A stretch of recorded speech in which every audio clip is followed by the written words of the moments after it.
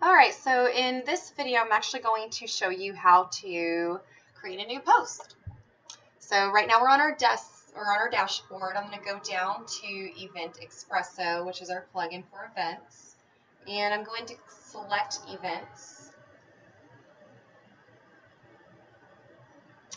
And I'm going to locate the last event that was posted. So that's going to be our event that's coming up May 21st. That is the last one that I have posted, so I'm going to select this one.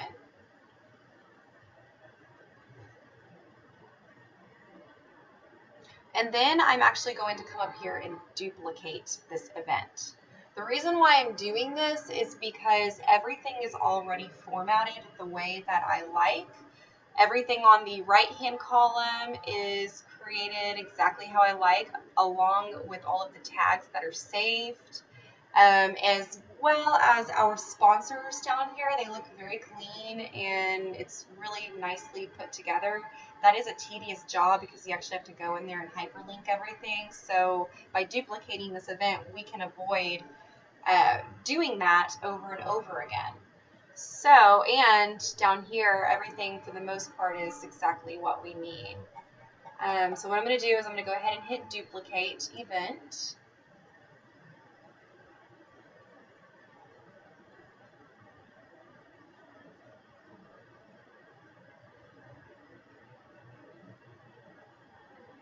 Here it goes. All right, and you can see that this is the duplicate because it's in the title, duplicate. And the first thing I'm going to do is change the title to whatever my new event title should be. So in this case, I'm just going to put test event. Event for September. Because I don't have one for September yet. And I'm actually going to change the link down here too, because this one is catered to this particular event and I don't want that. So I'm going to edit this. And I'm going to change this to September event. Okay, there we go. So when September rolls around, we can change this again and just edit this event completely. But now we at least already have it set up. And it's not live yet. I haven't made this published, or I haven't published this yet. All right, so the next thing I want to do is change this content.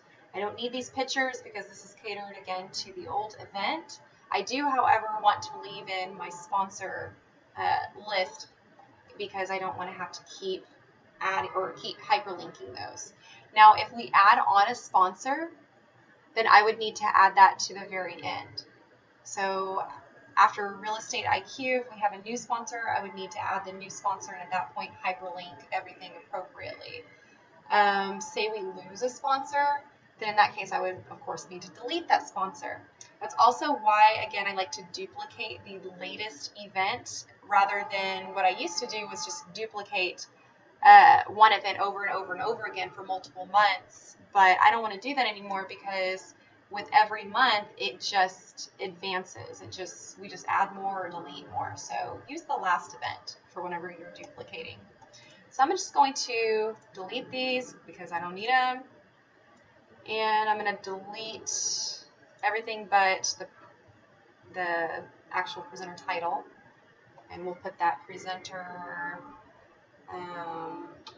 Mr. Somebody. Because we don't know who it is yet. All right, and then right here, I actually always have this within every post. So that'll be the last thing that is said. Is going to be doors open at 6 p.m. That is pretty much a staple for all of our events. And then right here, I'm going to replace it with whatever event content. I have. I actually pre-type up the events ahead of time, and I'll show you where that is. We're going to go into our business folder. For you, it might be Box if you're working on a cloud. So you'll go to our business file on cloud. And then I'm going to go to Meetup, because this is our Meetup. event description. And just to give you an example, let me go ahead and click on the last one that I did, which was for the optimal financial group. And I like to keep these because sometimes they like to present multiple times for us. So if we do that, then we can just pull that content again. We don't have to recreate that event. As well as, because we market to multiple platforms, I can just copy and paste what's in the Word document, with the exception of the links. These links down here, because those don't transfer over very nicely on our website. So here's an example of one of our descriptions for our event, for that last event, and you can see that if you read it a little bit, you can see it's a little different than our website because it includes register for our event at such and such. That is because I use this for advertising on Facebook as well as our Meetup page, and I'll show you about our Meetup page here next in just a little bit. But I would copy and paste all of this information onto those pages. However, for our web page, they're already on our web page, so we're not directing them to it. So I just delete that where it says register, and I put that in 3 places. I repeat it because depending on who is scrolling through, they may miss the first register, or maybe their screen cuts off after the first little description. So I want them to be sure to see how to register. I do have the sponsor list down here. However, on the web page, I do not copy and paste this because, again, it looks very messy and jumbled up. However, for our Facebook page, we can include this, as well as our Meetups page. We can copy and paste all of this information too. So if I were to copy and paste this on our Meetup web page, I would just select all of this, copy, and then paste it onto our Meetups page. Let me just show you what that looks like real quick so you know what I'm talking about. All right, so right here, this is our Meetup page, and you can see we have an event right here with the description, and that's where I'm going to copy and paste. And you can see right here it says register for our event, and then it's got additional information. All right, so let me go back to our web page. You can add photos that are relevant and content that's relevant. So join DFW Mid-Cities RIA networking event and learn from the experts. We'll put something, we are the best. Okay, don't miss out on the fun. All right, so I'm just going to put that here for now, but the idea is that you're going to have a description of the event there, and then I usually follow it up with some form of media, either alongside the right side or center, how it was for this particular advertisement. It just depends on what looks most aesthetically pleasing to the eye, so you can kind of play around with that and decide what you want to do for it. You can also choose if you want to bold the text or not. Just play around with it. Just make sure you're staying, again, within header 2 or header 3.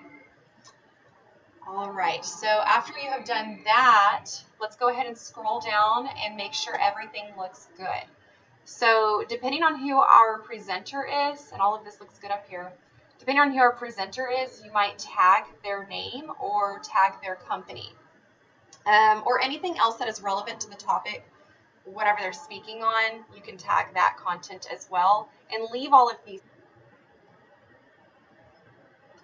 Okay, you can leave event categories blank. Template is default.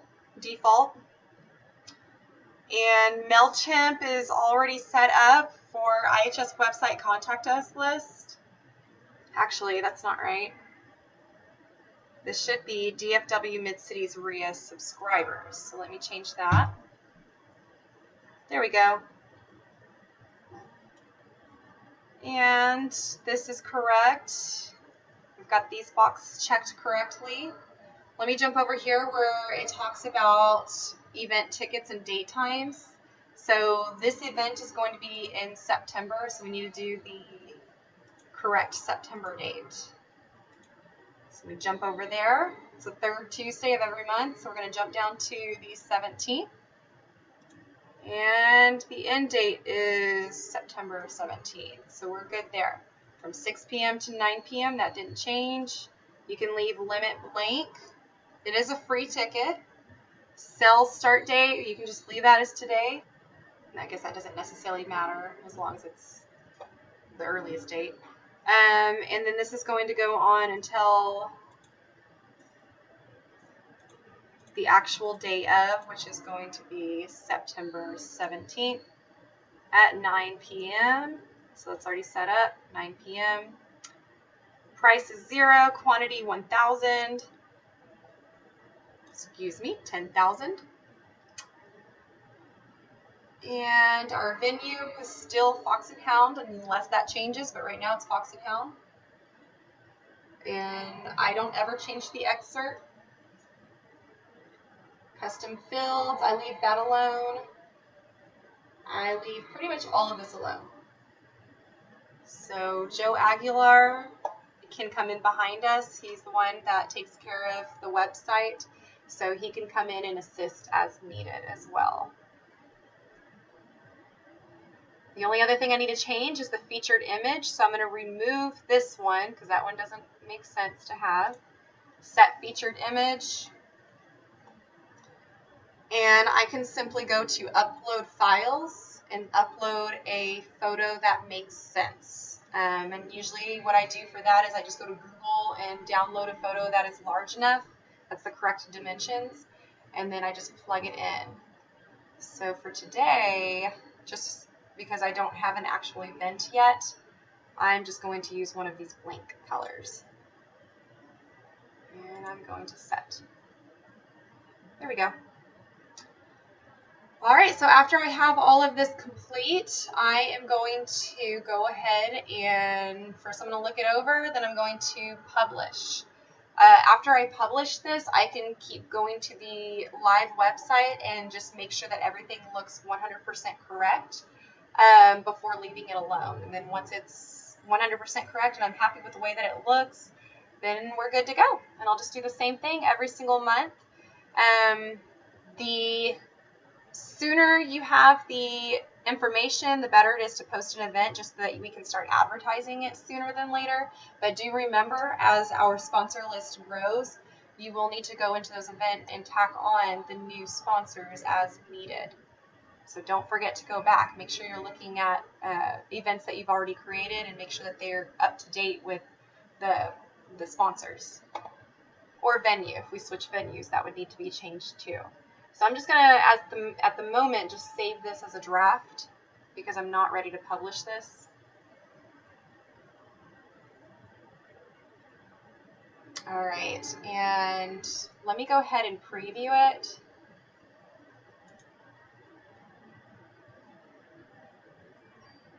This is what it's going to look like on our website. So I'll scroll down and I can see that my featured photo right here is clean. It looks really, really nice. It's easy because it's just blue. However, if the photo does not look right, so for example, oh, this is just the event. Sometimes the photo is too small. The photo will be right here and then you'll have what kind of looks like a graphing paper over here and it looks really ugly. So just be sure that the photo looks really good, nice and clean in the back.